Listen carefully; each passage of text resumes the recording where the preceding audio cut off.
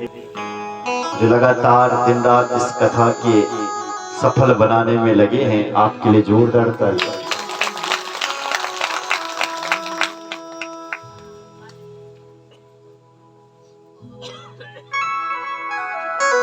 उनकी धर्मपत्नी,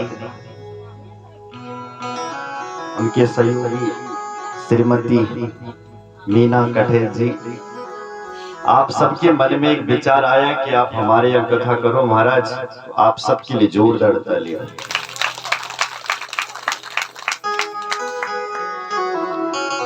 जिनकी एक हाँ करने पर इस कथा का यहाँ पर शुभारंभ हुआ, ऐसे हमारे नागरदा देव के पुजारी परम आदरणीय सम्माननीय श्री पीतांबर दत्त अमोला जी, आपके लिए जोरदार तालियां। आप ही नहीं, अभी तो आपका समस्त परिवार तन मन धन से इस कथा को सफल बनाने में लगा हुआ है। आप सबके लिए भी जोरदार तालियां। इस कथा के लिए जन जन से सहयोग दिला रहे हैं, भंडारे की भी पूरी तैयारी में लगी हुई है। ऐसे इस क्षेत्र की पूर्व प्रमुख परम आदरणीय सम्मान्य श्रीमती आनंदी नेगी जी, आपके लिए भी जोरदार तालियां। जितने भी भक्तजन कल भंडारे में सहयोग कर रहे हैं, उन सब के लिए भी जोरदार तालियां।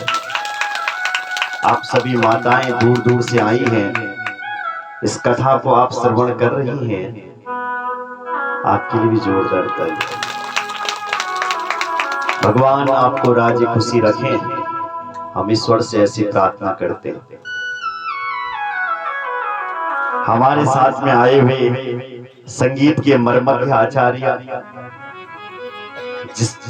जिनकी उंगलियों पर ऐसा जादू है कि सप्त स्वर प्रकट हो जाते हैं, ऐसे स्वर संगीत के मर्मज्ञ आचार्य संतोष प्रसाद जोशी जी, आपके लिए भी जोरदार तालियां। उनके साथ में तबले पर बैठे हुए खड़गाचार्य कृष्णा प्रसाद गैरोला जी, आपके लिए भी जोरदार तालियां। मंडपस्थ बैठे हुए रघुनाथ प्रसाद जी, आपके लिए भी जोरदार तालियां। मंडपस्थ बैठे हुए कैलाश प्रसाद जी, आपके लिए भी जोरदार तालियां। मंडपस्थ बैठी हुई डोली उपासक माता धर्म देवी जी, आपके लिए भी जोरदार तालियां। और हमारे बीच अभी अभी कथावाचक भागवत भास्कर परम पूजनीय महाराज श्री ओम कार प्रसाद भट्ट जी पहुंचे हैं, आपके लिए भी जोरदार तालियां। महोदय, आपका इस कथा में स्वागत है, अभिनंदन है, बहुत बहुत धन्यवाद है। जोरदार तालियां आपके लिए भी कि आप हमें आशीर्वाद देने के लिए यहाँ पधारे। आपको बारंबार प्रणाम, बहुत बहुत धन्यवाद। जोरदार तालियां।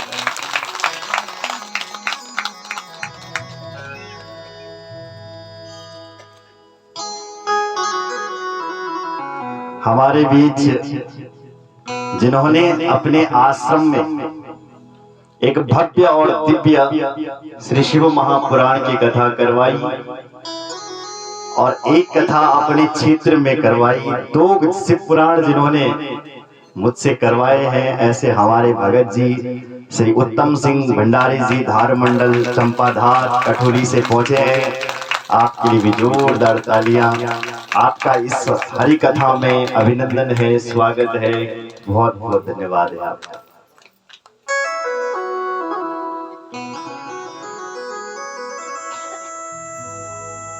हमारे बीच परम आदरणीय सम्माननीय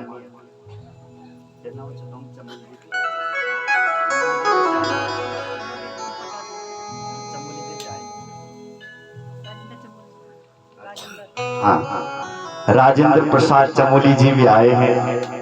महोदय, आपका भी इस कथा में बहुत बहुत अभिनंदन है। आप जहां भी हमारी कथा होती है, आप हमें आशीर्वाद देने के लिए तहां तहां पधारते हैं। आपका भी इस कथा में बहुत बहुत अभिनंदन है, बहुत बहुत धन्यवाद, बहुत बहुत स्वागत। जोरदार तालियां आपका।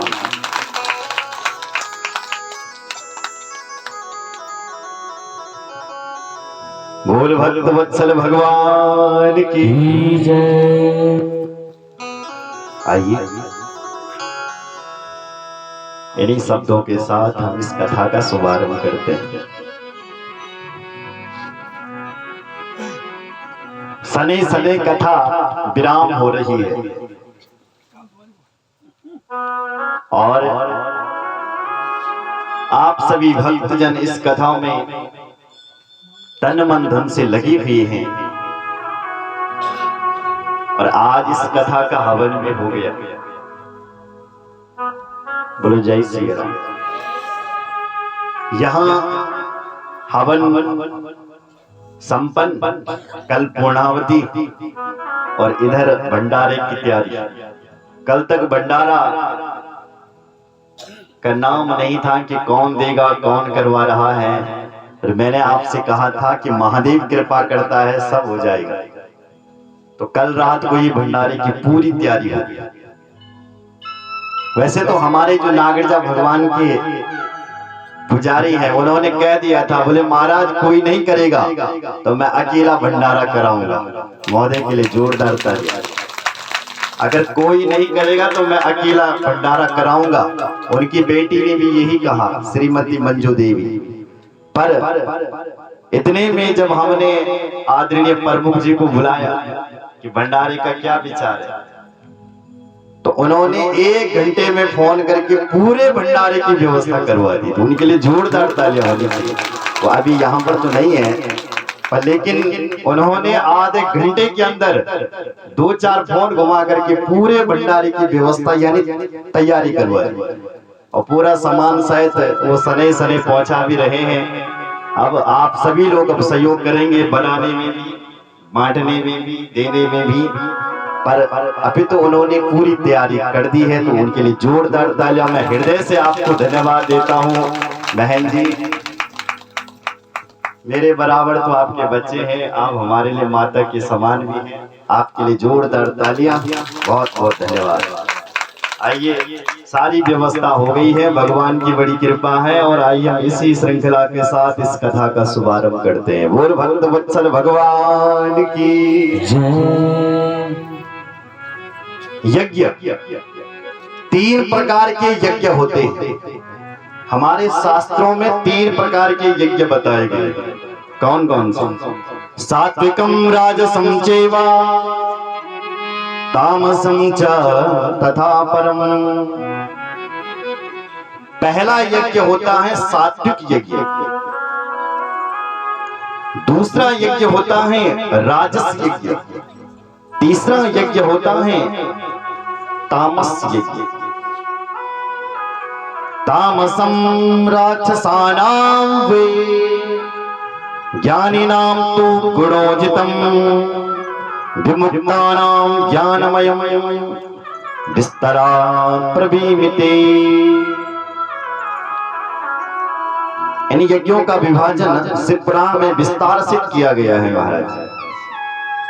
तामस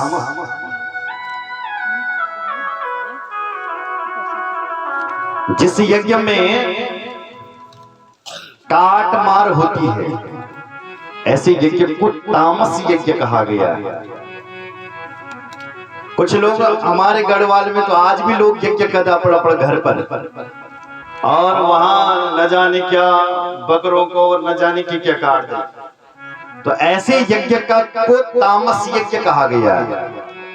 जैसे पहले भी यज्ञ हुआ करते थे, तो उन यज्ञों में बलि दिया करते थे लोग। तो ऐसे यज्ञ को तामस यज्ञ कहते हैं। जिस यज्ञ में मार काट होती है, ऐसे यज्ञ को तामस यज्ञ। जिस यज्ञ में जबरदस्ती धन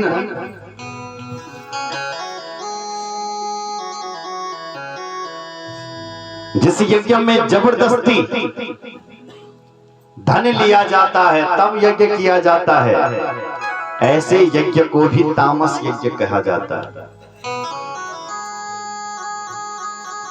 दूसरा होता है राजस यज्ञ। जो यज्ञ दिखावा के लिए होता है। बोलो जय श्री राम। उसने भी कर दिया, मैं भी करूंगा। तो जो यज्ञ दिखावा करने के लिए हो रहा है, ऐसे यज्ञ को तामस यज्ञ कहा गया है मेरी मां।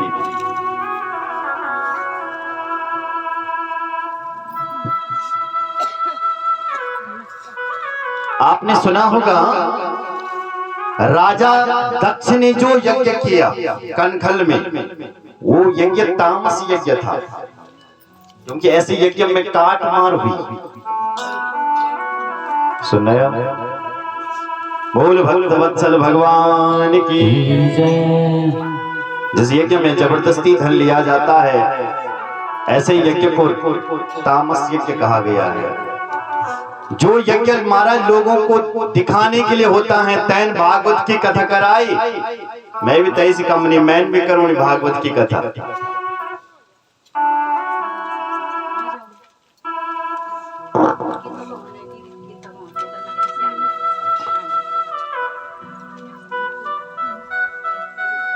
गीता भवन नई दिल्ली से कुछ माताएं पहुंची है, इनके लिए भी जबरदस्त तालियां, जोरदार तालियां। आपका भी इस कथा में स्वागत है, बहुत बहुत अभिनंदन। बोल भक्त वत्सल भगवान की जय।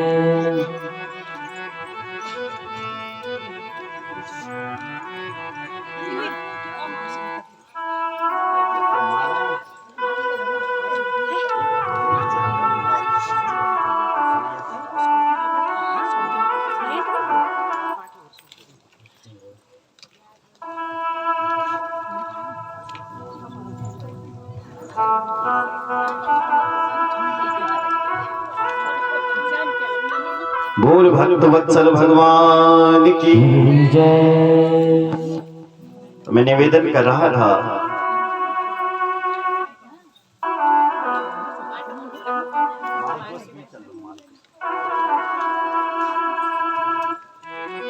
जो यज्ञ दूसरे को नीचे दिखाने के लिए यज्ञ होता है, ऐसे यज्ञ को राजस यज्ञ कहा गया है, रजोगुणी। महाराज जो यज्ञ अपने लिए नहीं, दूसरे के कल्याण के लिए किया जाता है, ऐसे यज्ञ को सात्विक यज्ञ कहते हैं।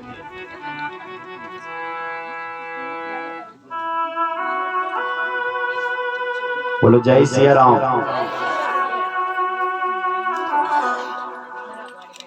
तो ये जो यज्ञ हो रहा है, इसका नाम भी सात्विक यज्ञ है। कौन सा यज्ञ है ये? सात्विक। और सात्विक यज्ञ उसे कहते हैं जो अपने लिए नहीं, दूसरे के कल्याण के लिए हो, लोगों की भलाई के लिए हो, ऐसे यज्ञ को सात्विक यज्ञ कहते हैं। तो ये भी सात्विक यज्ञ। बोलो जय सिया राम। यज्ञ करवाने में कितनी शुद्धि चाहिए?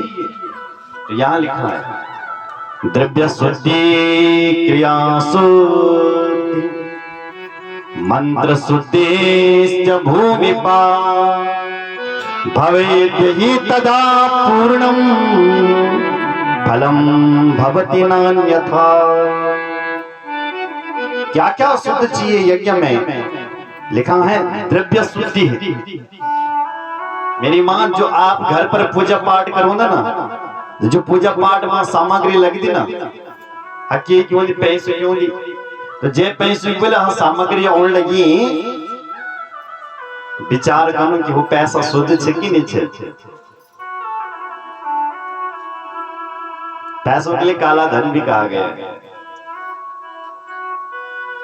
मतलब जो बेईमानी का पैसा है, उसका नाम काला धन है, सीधी बात। पर जो भगवान को एक बार अर्पित हो जाता है, प्रसाद बना करके लोग उसको भोग करते हैं, ऐसे यज्ञ को, ऐसे पैसे को शुद्ध पैसा कहा गया है, दिव्य धन कहा गया है। इससे द्रव्य शुद्धि, क्रिया शुद्धि, क्रिया भी शुद्ध चाहिए, मंत्र शुद्धि, मंत्र भी शुद्ध चाहिए। दक्षिणा भले ही ज्यादा पड़ जाए कोई बात नहीं, पर मंत्र शुद्ध होने चाहिए। पढ़े लिखे विद्वान ब्राह्मण से यज्ञ करवाना चाहिए। मंत्र शुद्धि, मंत्र शुद्धि जब भूमि पहाड़, भूमि भी शुद्ध चाहिए। वाह वाह। जिस जगह पर तुम यज्ञ करा रहे हो वो जगह अपने आप में एक दिव्य भूमि होनी चाहिए। जैसे भगवान नागरजा की ये भूमि है, ये अपने आप में एक तीर्थ भूमि है, अपने आप में